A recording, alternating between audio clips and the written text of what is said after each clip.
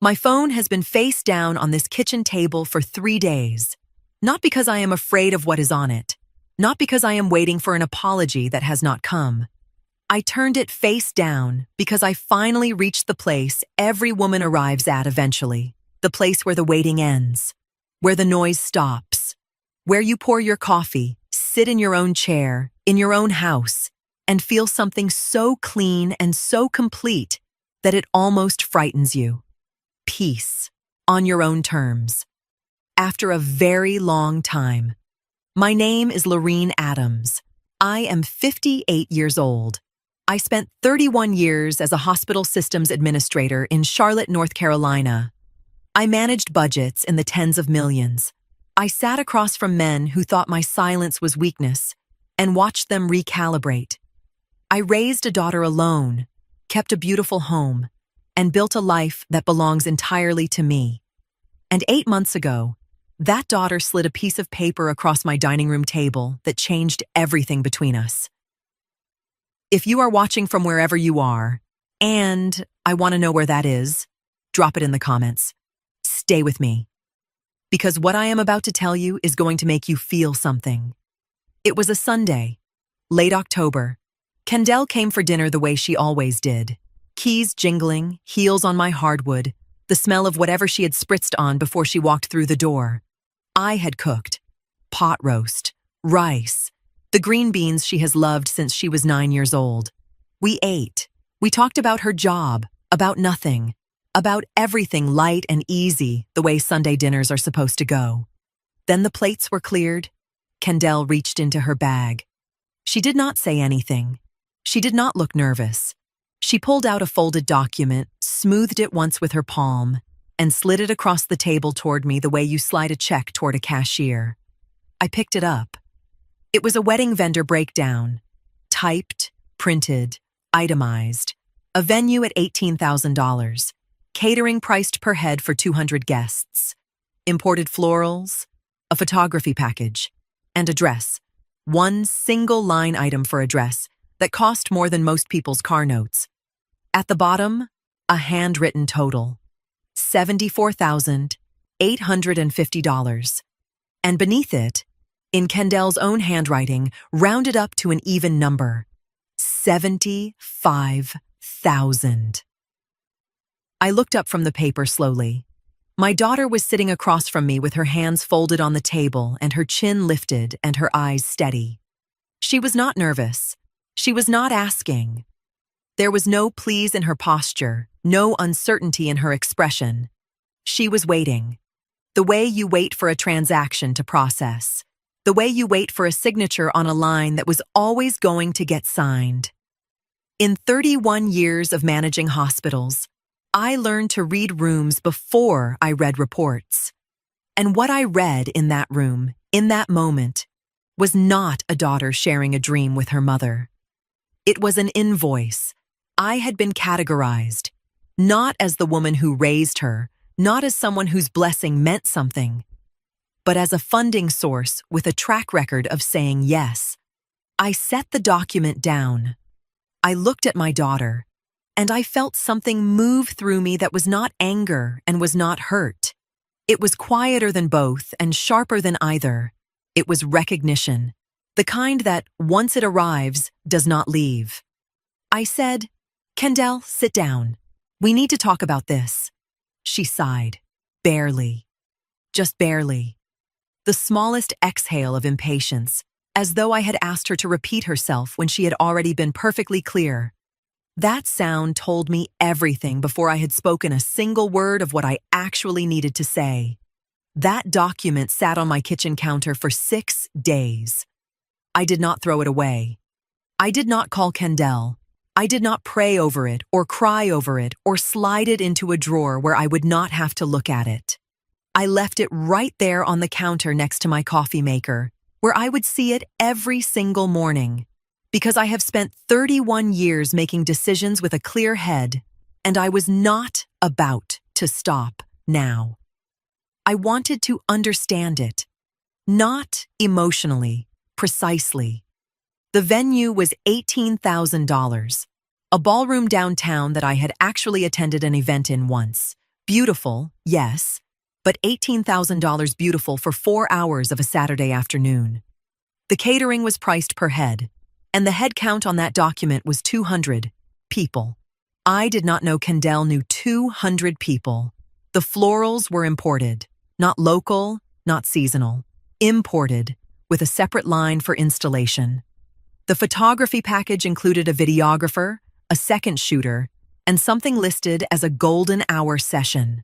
The dress had its own line, no price range, one number. And that number alone could have furnished a living room. I am not a woman who is opposed to beautiful things. I raised Kendall in a beautiful home. I taught her the difference between quality and waste, between investing in something that lasts and spending on something that performs. I thought those lessons had taken root. What I understood, standing at that counter on the third morning, was that none of those choices had been made with me in mind as her mother. Not one line item carried the fingerprint of a daughter who had thought, "My mother will be proud to give this." Every choice had been made with me in mind as something else entirely. A resource, an account with a history of approval. And that history. I had to be honest with myself about that history. When Kendall took her first job at 22, I added her to one of my credit cards. "Just a cushion," I told her. "Just so you are never caught without options." She had called me grateful that day. I still remember it. Then I started the monthly deposit. $800 quietly, so her early years would not grind her down the way mine had ground me. I never asked for acknowledgement. I did not need it. I gave because I wanted to. But somewhere in the past 2 years, something had shifted so gradually I had almost missed it. The thank you calls after the deposit stopped coming. I noticed. I filed it. Then one evening, Kendall was at my house with Marshawn, and she mentioned the card to him, not privately, not with any awareness that I was standing 6 feet away. Casually, the way you mention something that belongs to you. She called it her card, not her mother's card. Hers. I stood in my own kitchen and heard my daughter claim my generosity as her property. I filed that too. Now I was opening every file I had ever closed and reading them in sequence, and the picture they made together was not a comfortable one. This was not a daughter who had drifted. This was a pattern, slow, consistent, and completely unexamined by her, and if I was being truthful, by me. I picked the document up one more time. I uncapped a pen. I circled that handwritten $75,000 and I wrote a number beside it. A real number. A generous number. The number a mother who loves her daughter and also respects her own money would write. I would bring it to Kendall the following week. I believed, sitting there, that she would see the love in it. I was wrong. I have never been a woman who withholds. Kendall's college tuition, paid. Every semester, every textbook, every fee they slipped into the bill, hoping nobody would notice. The car note in year 2 of her first job when her transmission went, and she called me crying at 7 in the morning. Handled, quietly, no lecture attached. The credit card, the $800 every month like clockwork. 29 years of yes, stacked one on top of the other, so consistent and so reliable that I had become something she never had to think about. That was my doing as much as hers. I understand that now.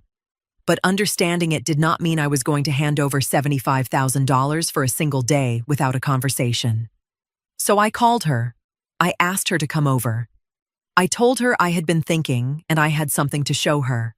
I had spent 2 evenings putting together a real wedding plan. Not a reduction. A celebration. Just an honest one.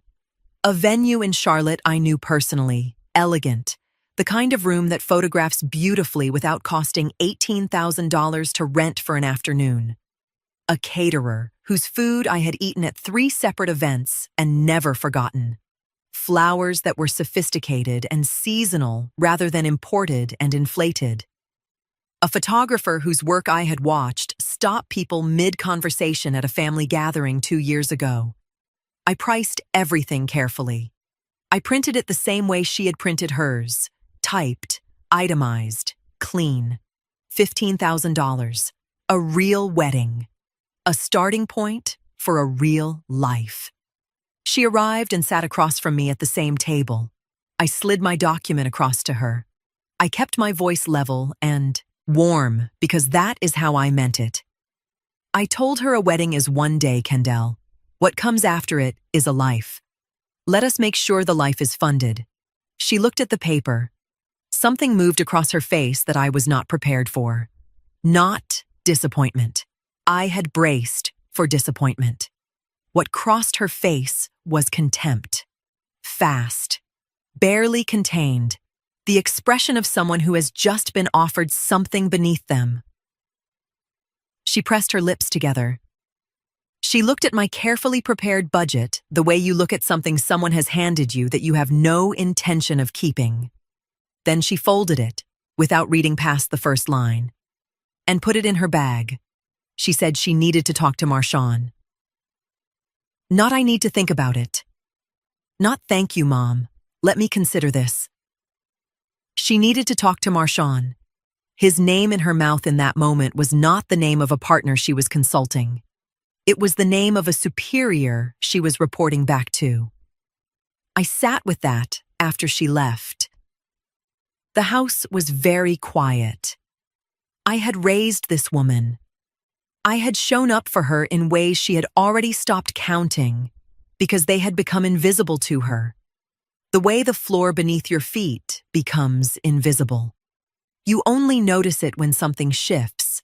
Something had shifted. The hierarchy in my daughter's life had been reorganized, and I had not been consulted. Marshawn sat at the top of it now. I understood that clearly for the first time sitting alone at that table. And what disturbed me was not that she loved him. It was that she had handed him authority over a relationship he had not built, had not invested in, and had not earned. 3 days later, my phone rang. Kendall. I answered on the second ring. Her voice was flat, practiced, the voice of someone delivering a message they have rehearsed. She said Marshawn felt that if I could not commit to the full amount, they needed to revisit whether my presence at the wedding made sense. I went completely still. I said, Kendall, say that again. I have sat across from people who did not want me in the room my entire career. Hospital board members who thought a black woman with a spreadsheet was a novelty. Vendors who addressed the man beside me first. Administrators who used words like, perhaps we should revisit, when what they meant was, we do not intend to move. I learned early how to sit in those rooms without shrinking, how to let silence work for me, how to keep my face still while my mind moved 3 steps ahead. Not once in 31 years did anyone make me feel small. Marshawn Colber called me 2 days after that phone call. His tone was measured, calm, almost corporate, the voice of a man who had practiced what he was going to say and was pleased with how it sounded. He suggested we all meet in person. Clear the air, he said. I agreed. Not because I needed clarity, because I wanted to see his face when he said it. I arrived at their apartment before he did. Kendall let me in. She was moving around the kitchen with her back to me, doing small, unnecessary things, adjusting a dish towel, closing a cabinet that was already closed. She did not hug me. I sat on the couch and waited and looked at the room around me. The furniture was newer than I remembered. The couch I was sitting on still had that particular firmness of something recently purchased. I noticed the rug beneath it, the curtains, the television mounted on the wall like a statement. I recognized the things I had paid for without ever being asked. Marshawn came in and sat in the chair directly across from me. Kendall came from the kitchen and sat beside him. Not beside me, beside him. She tucked herself into that couch cushion like she was folding into formation, and something in my chest registered it before my mind had fully processed it. He started talking. He said he respected me. He said the word deeply. He respected me deeply. He said he loved Kendall and wanted their wedding to honor that love the way it deserved to be honored. He said he understood money was a sensitive topic. He said all of this smoothly, without breaking eye contact, the way a man speaks when he has confused confidence with correctness. Then he shifted. He said he worried my refusal to support the wedding would create tension on the day itself. He said weddings were emotional enough without family disagreements hanging over them. He said he wanted everyone focused on celebrating rather than dwelling on what had not happened. I listened. He kept talking. He said perhaps it would be better if everyone took some space, just until after the wedding, just enough distance to keep things positive. And then he said it. If I was unable to support the wedding they had planned, he felt, and Kendall agreed, that it might be better for everyone if I was not in attendance. Everyone. He used that word like my absence would be a kindness. Like removing me from my own daughter's wedding was a logistical courtesy rather than a punishment being delivered in a calm voice on a Tuesday evening. I looked at him for a long moment. Then I turned to Kendall. I waited. I gave her every second she needed. I watched her face for the correction that did not come, for the moment she would reach over and say, "That is not what we agreed on," or, "Marshawn, stop," or even just look at me with something that told me she was still in there. She met my eyes and said nothing. I stood up. I did not rush it. I picked up my purse and slid the strap onto my shoulder in one slow, unhurried motion. I reached down and buttoned the single button on my jacket, the way I have always buttoned it before walking into a room that requires me to be unshakable. Then I looked at Marshawn. I understand exactly what you're saying. I looked at my daughter one last time, not with anger, with something colder and cleaner than anger. Then I walked out. I sat in the parking lot for 4 minutes. Then I took out my phone and called my attorney. She was 7 years old, and she was wearing a yellow dress. It was a Sunday morning, early, before church, before the day had any weight to it. She had come padding into my bedroom in that dress, the sash already half undone because she had tried to tie it herself and nearly managed it, holding out the loose ends toward me with the complete and uncomplicated confidence of a child who has never once doubted that her mother will fix whatever needs fixing. I tied it. She turned around and looked up at me with that face, that open, unguarded, completely trusting face, and said, "You're the best, Mama."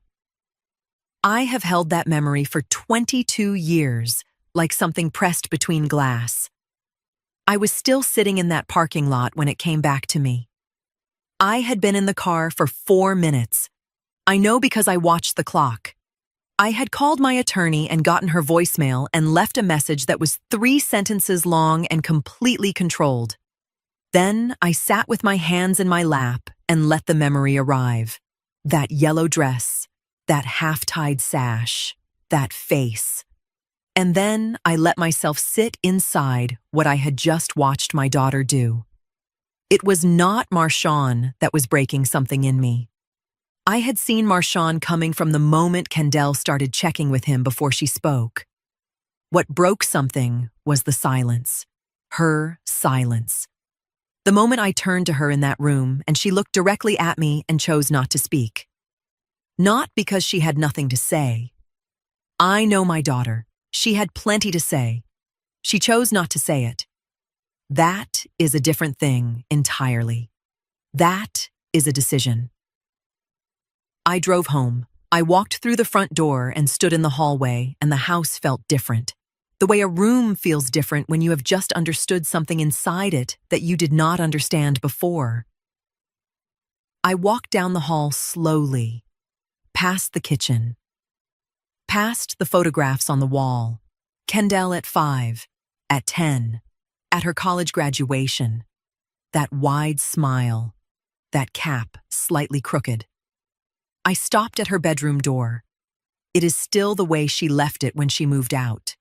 The purple comforter she picked out herself at 15, the small shelf of books she never took with her, the photograph on the dresser of the two of us at Myrtle Beach, her head on my shoulder, both of us squinting into the sun. I stood in that doorway for a long time. Then I reached out and pulled the door closed. Not with force, not with ceremony, just closed it the way you close something you are no longer going to leave open by habit. And walked to my own room. I did not call anyone. I did not eat. I sat in my reading chair and I gave myself 1 hour. I set the timer on my phone, 60 minutes, and I sat there and felt every single thing I needed to feel. The grief of it, the confusion of it, the specific loneliness of being a mother who loved without condition and is only now asking whether that love was ever received the same way it was given. The timer went off. I stood up, washed my face, went to my desk. I opened my laptop and pulled up my bank's online portal. I navigated to account management.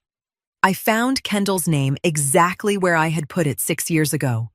Authorized user, full access. The card she had come to call hers. My cursor found the remove button. I did not click it yet.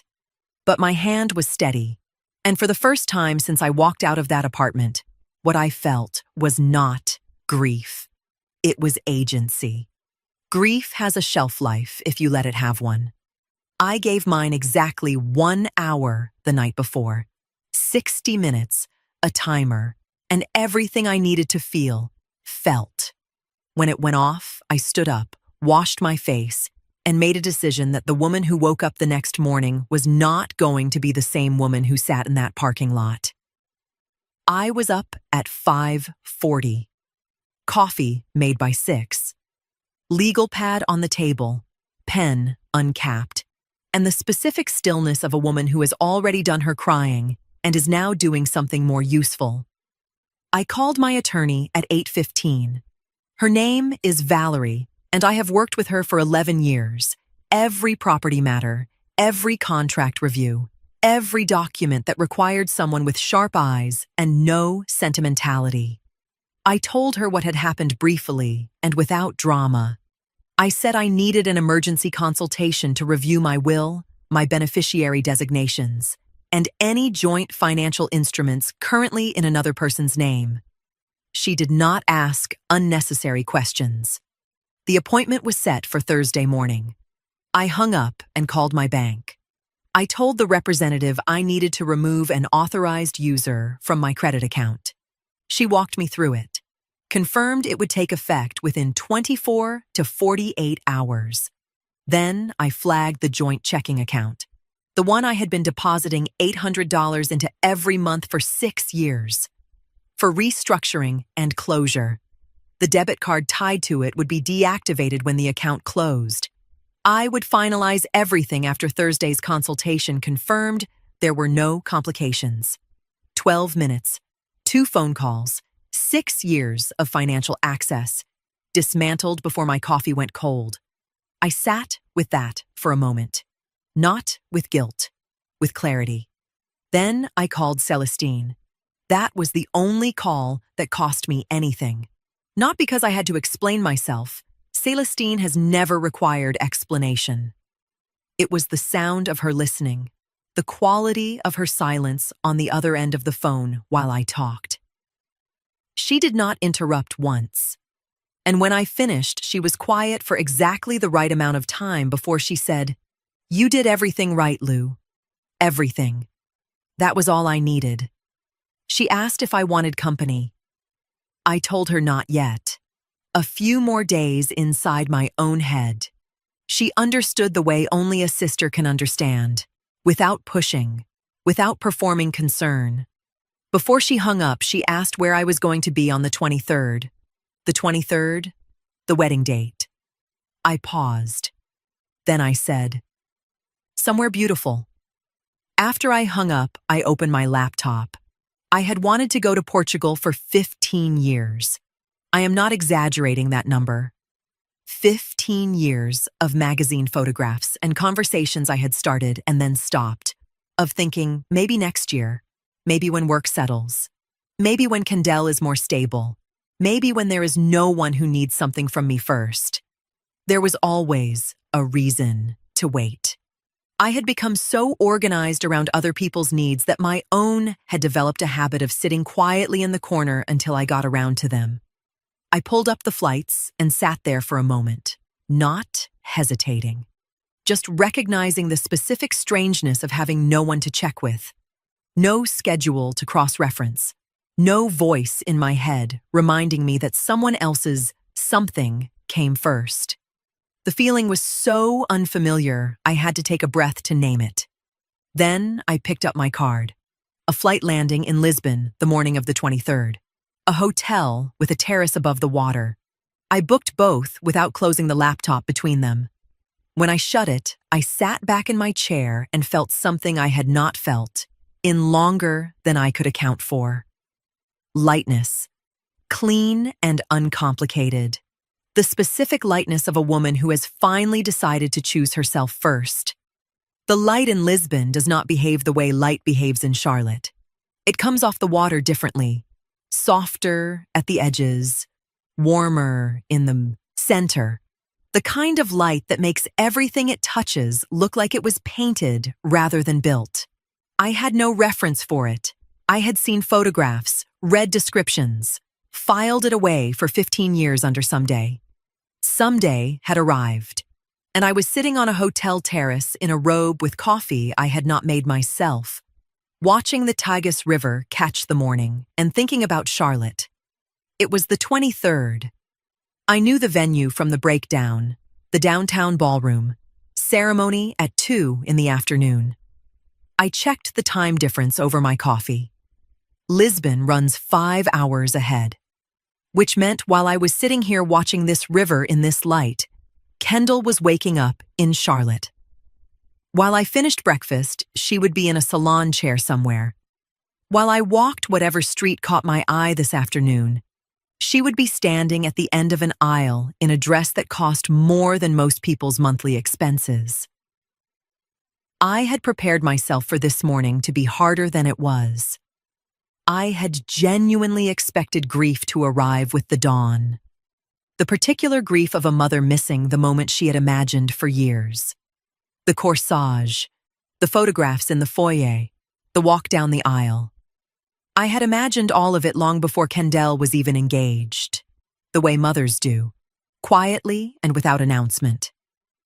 What arrived instead was something I had not prepared for. Not grief for the wedding.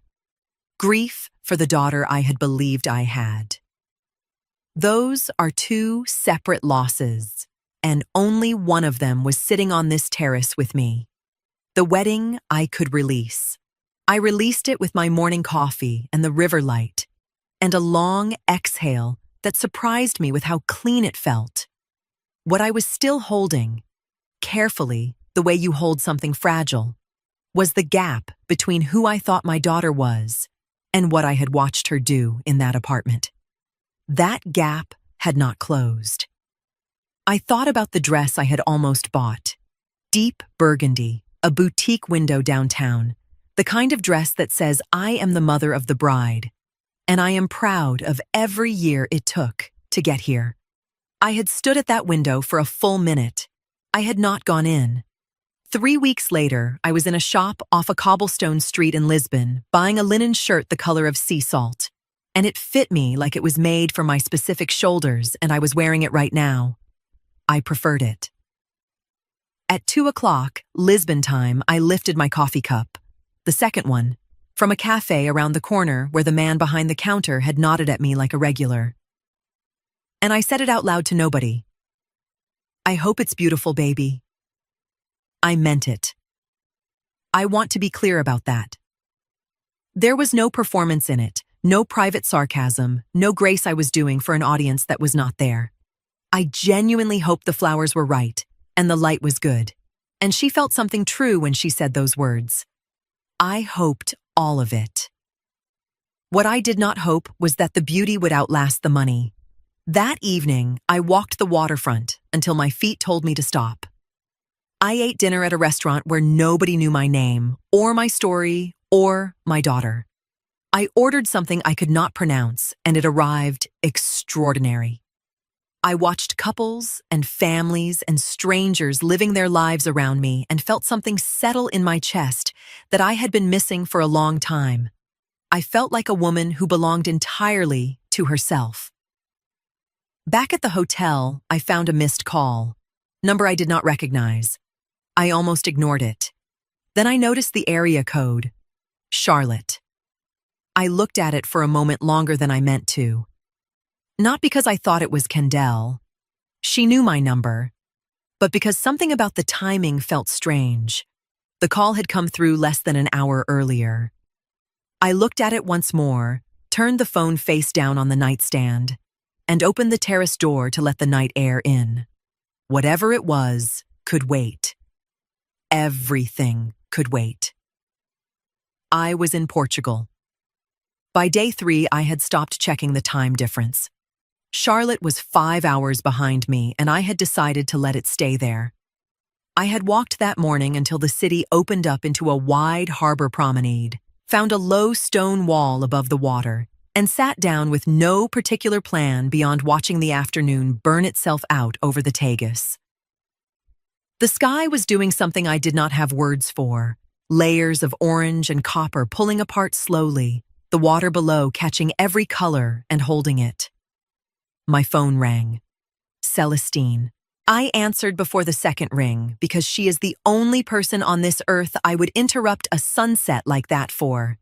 She had been at a gathering the previous evening. A cousin's house, one of those informal post-wedding celebrations for family who could not make the ceremony.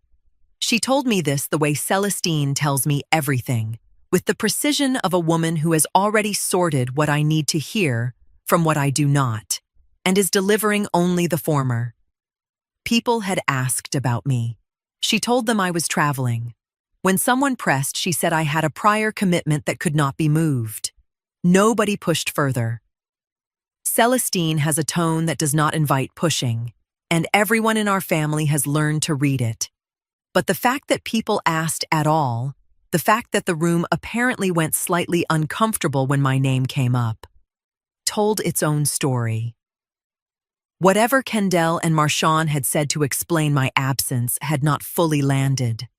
I asked what they told people. Celestine was quiet for exactly 1 second. Then she said, that you chose not to come, that it was your decision, that they had tried to include you, but you declined. I sat with that. The reframing was not surprising. I had expected something like it. A version of events in which Lorene Adams was the problem, the difficult one, the mother who made a scene over money and removed herself from her own daughter's wedding out of stubbornness. That version was cleaner for them. Easier to present over a dinner plate. It was still painful to hear it said out loud. Then Celestine said, "But here is what I need you to know, Lou." She told me Bernadette Colbert was at that gathering. Marchand's mother. She said Bernadette had been quiet most of the evening. Not unfriendly, just contained. The way a person is contained when they are holding something they have not yet decided what to do with. At one point, she had pulled Celestine aside, not to make conversation, with purpose. She asked, "Is Lorene all right?" Not where was I? Not why didn't I come? Not what happened with the wedding. She asked if I was all right. I turned that question over slowly while Celestine kept talking. That is the question of a woman who already suspects the answer is no and has already started wondering who made it that way. Celestine added, "I know her a little, actually. Her cousin Deshonda and my cousin Patrice go back 15 years. She is a good woman, Lou. She looked troubled all evening. Not the way people look when they are curious. The way they look when something is sitting on them. Then Celestine told me one more thing. Apparently, someone at the gathering had mentioned how unusual it was for a bride's mother to miss the wedding entirely. Not in a mean way. Just conversationally. Bernadette had not said much after that, but she had gotten very quiet. A little later, another relative mentioned the honeymoon. Said something about how expensive everything must have been between the wedding and the trip. According to Celestine, Bernadette had asked a simple question. Did Lorene help with it? Nobody seemed to know the answer. The conversation moved on, but Bernadette did not. She stayed thoughtful the rest of the evening. I had met Bernadette twice. The engagement dinner, warm, present, the kind of woman who asks follow-up questions because she actually listened to your first answer. A brief front yard introduction 6 months later. Both times she had hugged me like she meant it. I filed what Celestine told me carefully, not in the drawer where I put things I am done with. In the other one. Before we hung up, Celestine asked how it was. I looked at the last thin line of sun going down into the water. I said, Celestine, I should have come here years ago. She laughed, full and real and completely unguarded. It was the first laughter I had heard in days, and it landed on me like warm water on tired shoulders. I stayed on that wall until the sky went completely dark, and the harbor lights came on below me one by one. Somewhere over the Atlantic, window seat, the sun coming up on the wrong side. I had spent 8 days watching the light come from the left. Now it was on my right, and that small reversal felt like the most honest summary of everything. I was pointed back toward a life that was going to look familiar and feel completely different. I thought about the woman who had boarded a plane to Lisbon 8 days ago, hollowed out, newly wounded, running toward something she could not name because naming it would have required admitting how badly she needed it. I looked at my reflection in the window glass. We shared a face. That was about all. I landed in Charlotte just after noon. Drove myself home from the airport the way I do everything, without ceremony, without announcement. Pulled into my driveway and sat for a moment before going in, not hesitating, just arriving, intentionally. I walked through the front door and stood in the hallway and looked at my house, the paintings on the wall, the reading chair by the window, the kitchen counter where I had left that vendor breakdown for 6 days because I needed to understand it clearly before I responded to it. Everything exactly where I had left it. Everything exactly mine. I had bought every piece of furniture in this house, chosen every color on these walls, built this life from a salary I earned in rooms where people regularly underestimated me. Nobody had given me any of this. I unpacked slowly. Set my Portugal photographs on the counter. I would print them before the week was out. Made tea. Called Valerie and confirmed the will updates had been finalized in my absence. Then I checked my accounts. The joint checking was closed. The debit card deactivated. The credit account showed Kendall's name nowhere. Everything I had set in motion before I left was done. Celestine arrived at 6 with food, and we sat at the kitchen table the way we have sat at kitchen tables, together our entire lives, unhurried, honest, saying the things that need saying without decoration. She had held back details on the phone in Lisbon that she gave me now in full. It had been just over 2 weeks since the wedding. Marchand and Kendall had returned from their honeymoon 4 days ago, 1 week away. Celestine had heard through a cousin that money had already become a point of tension between them. Nothing dramatic yet, just the kind of conversations newlyweds have when bills start arriving and expectations collide with reality. She did not know specifics, and neither did I. but she said the cousin sounded concerned. They were back in the apartment now, settling into the life they had built on a foundation they had not fully examined. Celestine heard through that same cousin that the two of them had gone to a home goods store over the weekend. I looked at my phone on the table between us. I said, "She hasn't called." Celestine shook her head slowly. "Not yet." I sat with that. Two words that contained a world of information. Not yet meant it was coming. Not yet meant Kendall had come back from her honeymoon, stepped back into real life, and discovered that some things she had always assumed would be there were no longer there. Not yet meant the call I had been expecting was closer than it appeared. What it also meant, and this was the part that settled into my chest like the last piece of something clicking into place, was that her first instinct was not to call her mother because she missed her. It was not to call because she was sorry. It was not even to call to check in after weeks of silence following the biggest day of her life. When something stopped working, she would call her mother. The distinction did not surprise me. It just confirmed what I already knew. I picked up my phone, looked at it for a long moment.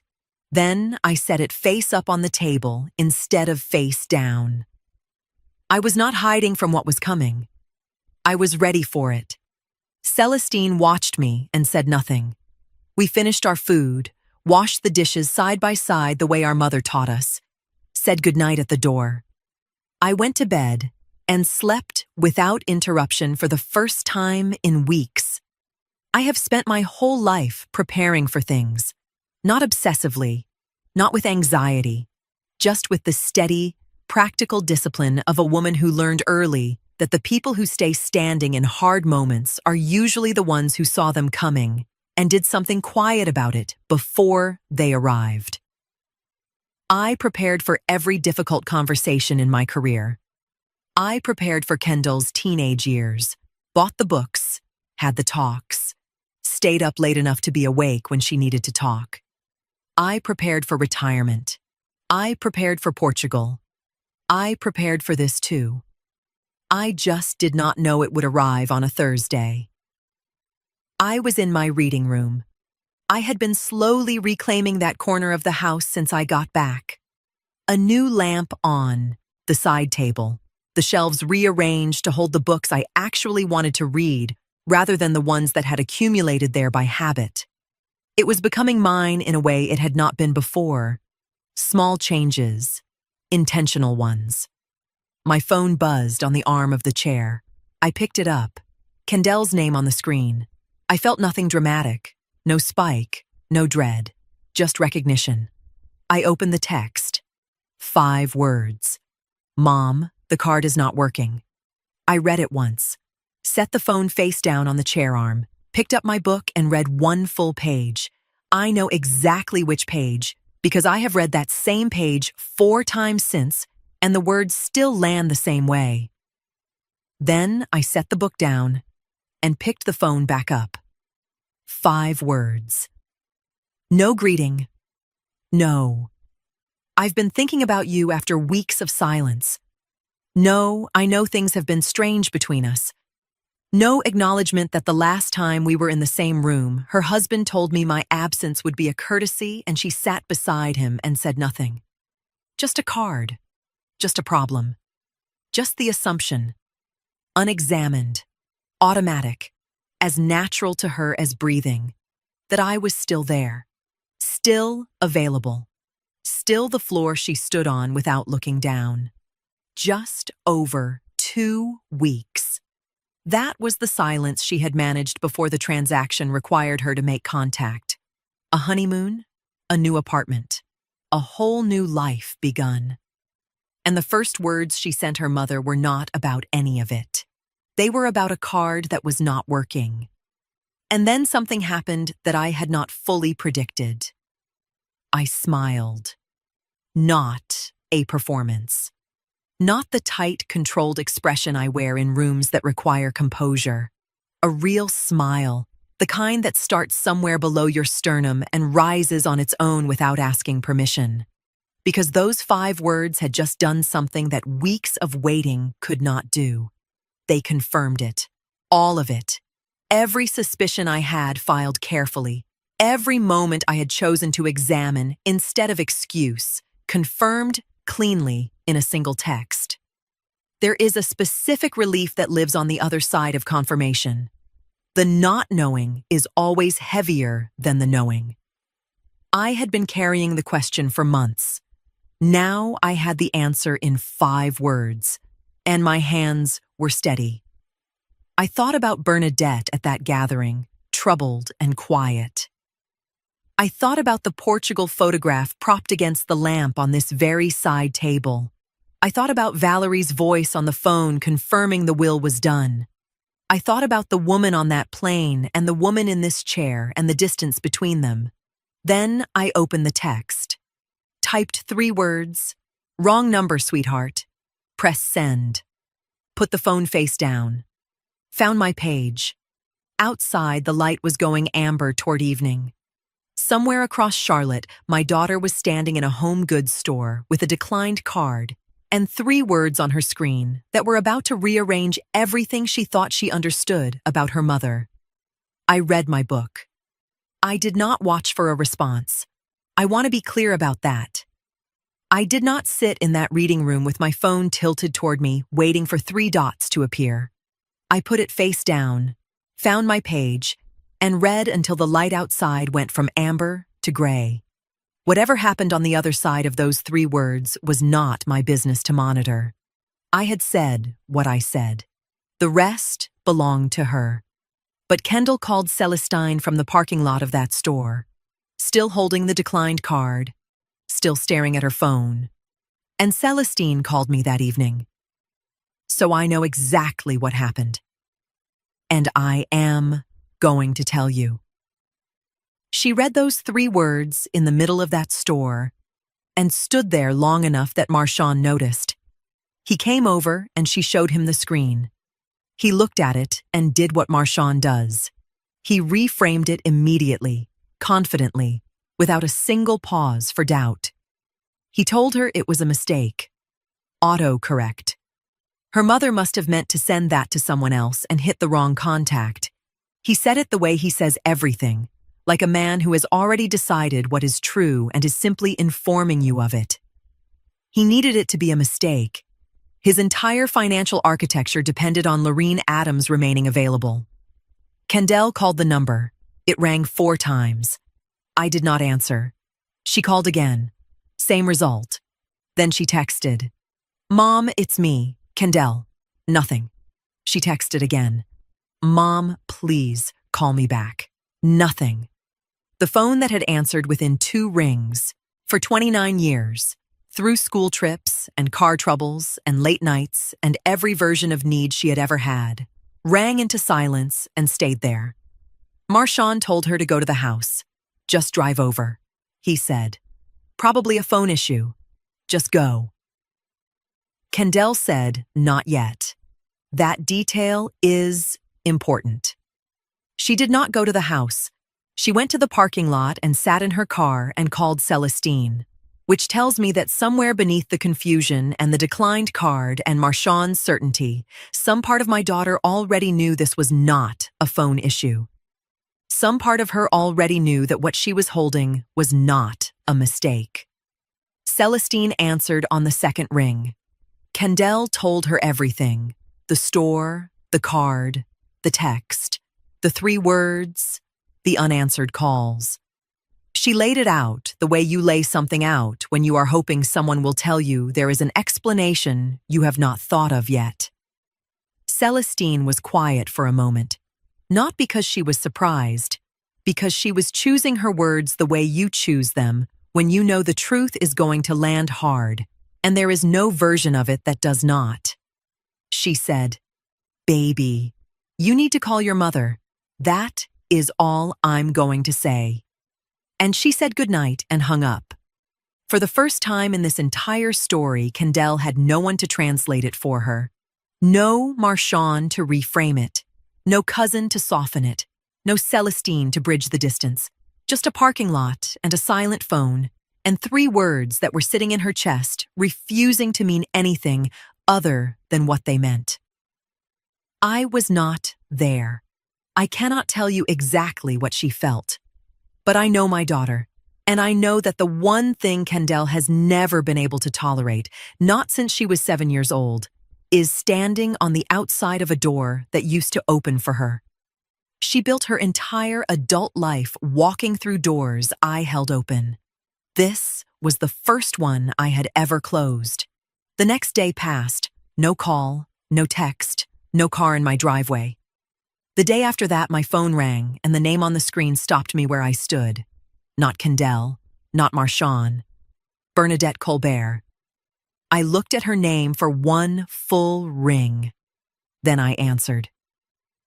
I had met Bernadette Colbert exactly twice before that phone call. The first time was the engagement dinner. A restaurant downtown, round table, 8 people.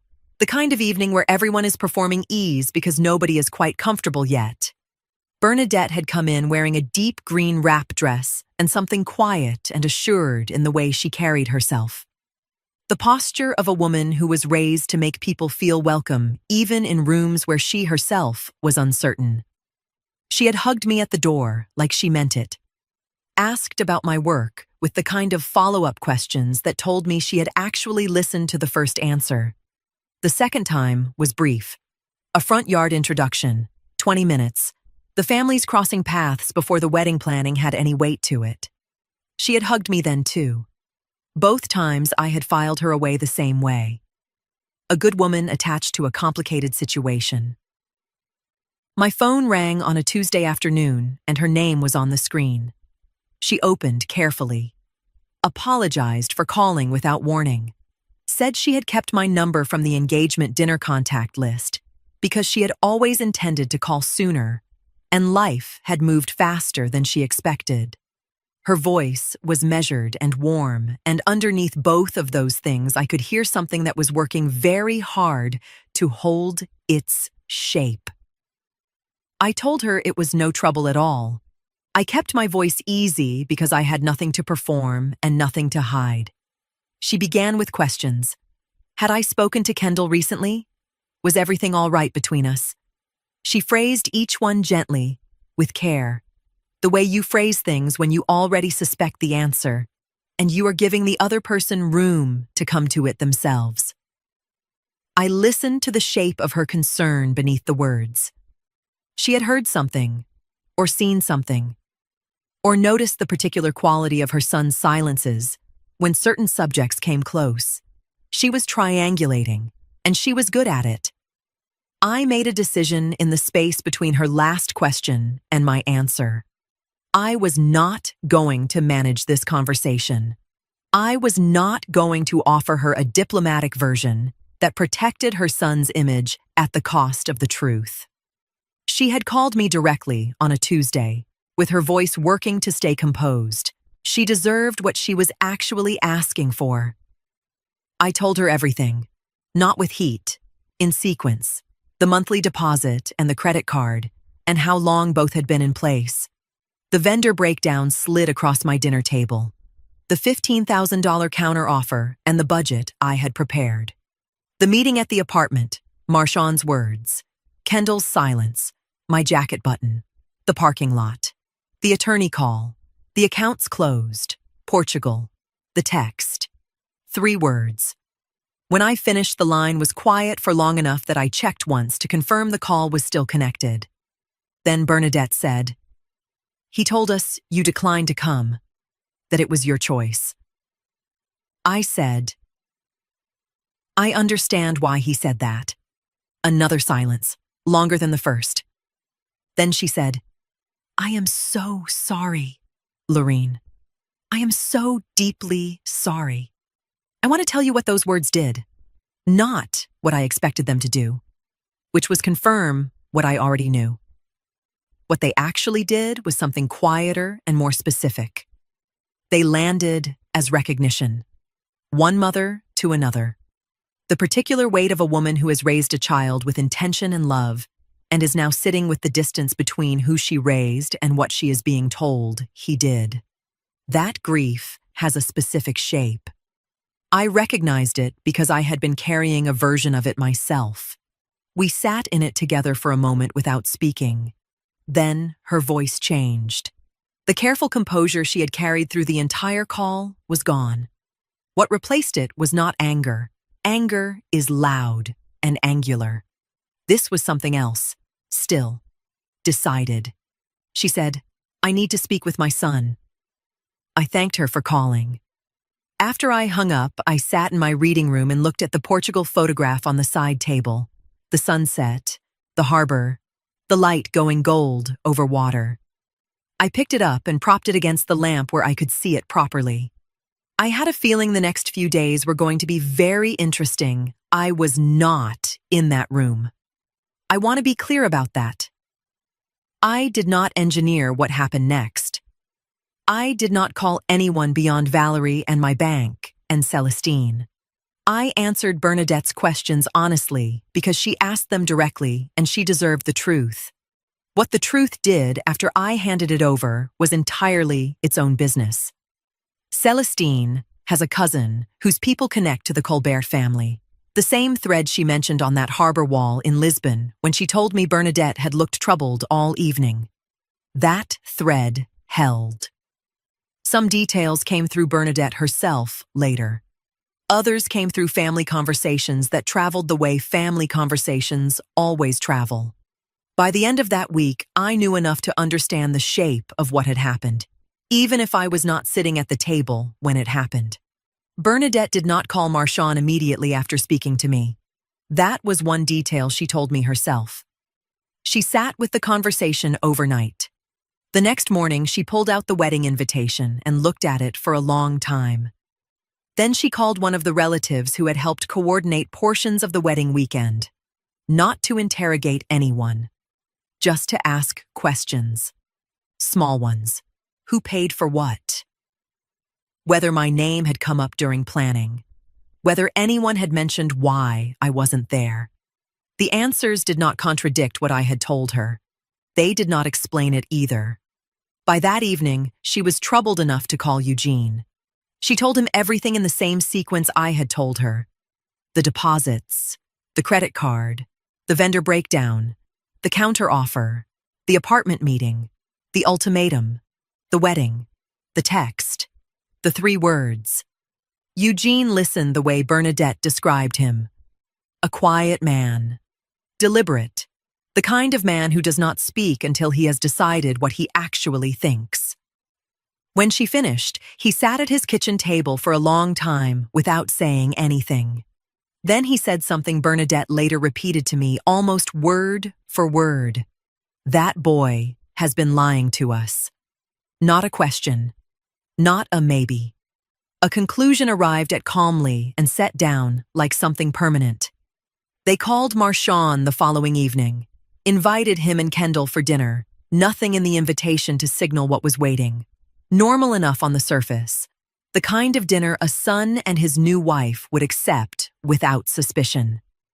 I do not know every sentence that was spoken that night. What I know is what Bernadette later confirmed and what several people independently repeated afterward. The financial support came up immediately. The monthly deposits, the credit card, the years of quiet assistance that neither Marchand nor Kendall had ever fully explained to his parents. Marchand defended himself. He said the support had been offered willingly, which was true. He described it as a family arrangement. He argued that everyone had benefited from it. By every account, he spent a long time explaining why the situation was reasonable. Eugene listened. Then the conversation shifted away from money. That was the part Marchand was not prepared for. At some point, Eugene asked whether it was true that I had effectively been excluded from the wedding over the money. Not whether there had been tension, not whether feelings had been hurt, whether it was true. According to Bernadette, that was the moment the room changed. Marchand tried to describe it as a mutual decision. Eugene did not accept that answer. Your mother spoke to Lorene this week, he told him. Tell the truth. The room went quiet in a way that does not recover. I know that quality of silence. I have sat inside it myself. It is the silence of a version of events collapsing in real time with nowhere to go and no one in the room willing to help rebuild it. Kendall was sitting beside her husband, the same position she had held in that apartment when I looked at her and waited for her to speak. Now she was beside a man whose own parents were looking at him with the same clarity I had looked at her. And there was nothing beside him that was going to stay quiet on his behalf this time. I do not celebrate what happened in that room. I want the audience to understand that. I am not glad that a family is in pain. What I feel when I think about it is something more precise and less satisfying than celebration. It is the recognition that truth moves on its own once it is released. I did not send it anywhere. I simply stopped holding it back. Celestine called me 2 days after that dinner. She had one piece of information. Kendall did not go home with Marchand that night. She went to stay with a girlfriend. She had been there for 2 days. And that morning, for the first time since the wedding, she had driven past my street. She did not stop, but she drove past it twice. I knew before the knock came. I was standing at the kitchen counter when I heard the car turn into the driveway. That specific idle, the particular way Kendall's engine settles before it cuts off. I have known that sound for 7 years. I put the kettle on. I did not go to the window. I did not check my hair or straighten anything or prepare a single word of what I was going to say. I just put the kettle on and stood in my kitchen and waited. The knock was soft, almost a question. I opened the door and she was standing on the porch in clothes that had clearly been slept in. No makeup. Hair pulled back the quick way, not the careful way. She looked younger than 29 standing there, stripped of everything she usually uses to present herself to the world. For a moment, just a moment, she looked like the 14-year-old who used to call me from school trips because she could not sleep in an unfamiliar place. I stepped back and held the door open. She came in. We sat at the kitchen table, the same chairs, the same room where 8 months ago she had smoothed a vendor breakdown with her palm and waited for me to confirm what she had already decided. I set a mug in front of her and one in front of me, and I did not say a word. I let her find it. She wrapped both hands around the mug and looked down at it for a long time.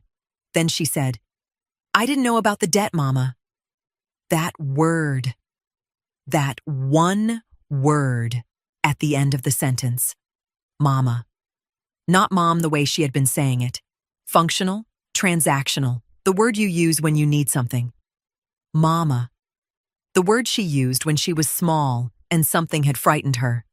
I listened, and she started talking, not just about the wedding, about everything that came after it.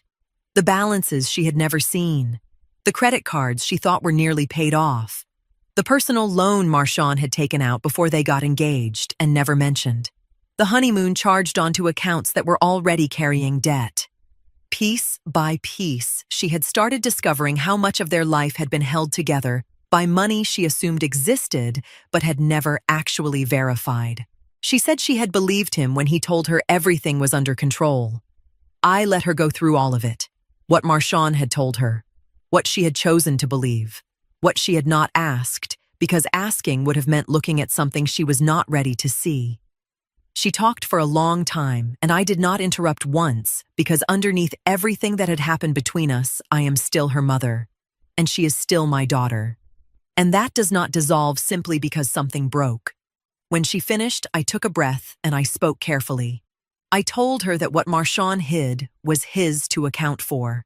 His debt, his deception, his construction of a life that looked self-sufficient from the outside while quietly depending on a foundation he did not build.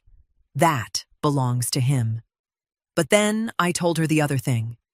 What happened in that apartment? The silence, the nod, the agreement. That belonged to Kendall alone. Nobody stood behind her with instructions. Nobody forced her hand.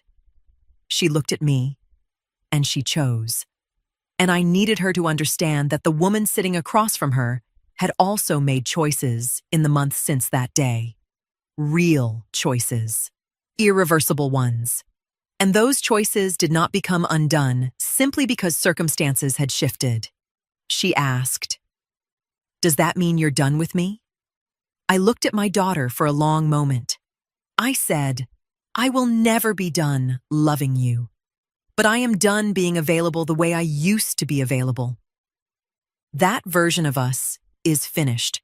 What comes next, if there is a next, has to be built on something neither of us has faked. What she decides to do about her marriage is her life to navigate. That is not my question to answer, and I will not pretend it is. She nodded slowly, finished her tea, stood up. At the door, she stopped and turned. She looked at the Portugal photograph on the side table, the harbor, the light, the sunset I had watched alone from a stone wall while she got married without me. She said, "It's beautiful, Mama." Then she left. I closed the door and leaned against it and breathed. Outside, the engine started. I stood there and listened until the sound disappeared completely down the street. Then there was just the house. Quiet. Mine.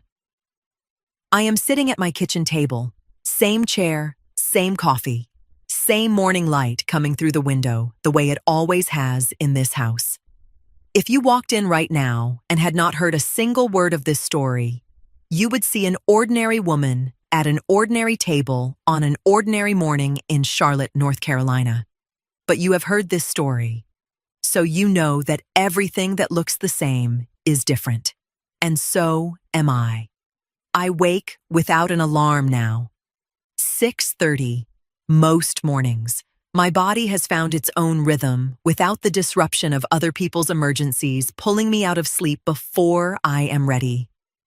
I make my coffee strong with 1 sugar, and I drink it slowly because there is no reason to rush it. I sit in my reading room for a full hour before I do anything else. Not checking messages, not organizing the day around someone else's needs, just reading. Just that. I have finished 4 books in the past 2 months. I started a journal, nothing dramatic, just pages where I put things I am thinking, so they do not have to live exclusively in my chest. I printed the Portugal photographs and framed 3 of them. The harbor at sunset hangs on the kitchen wall where I can see it from this chair. I look at it every morning. I called Valerie after Kendall's visit and had one final conversation about the donor-advised fund I had been considering. It is set up now, a small charitable account in my name, directed towards scholarships for first-generation college students in Charlotte. Children who are doing what I did 40 years ago, working their way into rooms that were not built with them in mind. My name attached to something that will exist after I am gone. That means more to me than I expected it to. The will stands as Valerie restructured it, built around my intentions, not around assumption or obligation, or the quiet cultural pressure that says blood automatically inherits whatever you spent your life constructing. I built this life. I decide what it becomes. Kendall and I speak. Not often. Not the easy Sunday rhythm we had before. That particular version of us belongs to a time that has closed. What we have now is more careful, more honest, maybe, than what we had before. Because what we had before was built partly on my willingness to overlook things I should have examined, and partly on her willingness to take what was offered without asking what it cost me.